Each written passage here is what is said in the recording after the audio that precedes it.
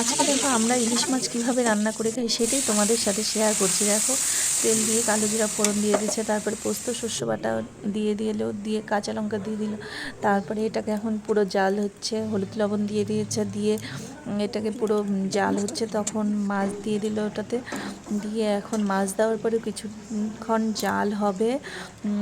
জাল হওয়ার পরে কাঁচা সর্ষের তেল নামিয়ে দিয়ে আমরা এভাবে খাই। আর ফাইনাল লুক এই দেখো নামিয়ে ফেলছে, এটা হলো ফাইনাল লুক।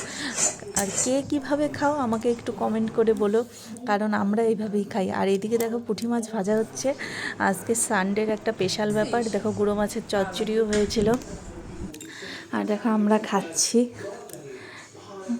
কি দিয়ে খাওয়া দাওয়া হচ্ছে আজকে? দিদি কি রান্না করলো? এটা হচ্ছে মাছ বাটা চাটনি, হ্যাঁ এটা পুঁটি মাছ ভাজা, হ্যাঁ এটা গুঁড়ো মাছের চচ্চড়ি, হ্যাঁ। এটা ইলিশ মাছের পাতুরি, তাহলে খাও। সাদা ভাত আর স্যালাড। আচ্ছা আচ্ছা, খাও খাও। ঠিক আছে এভরিওয়ান।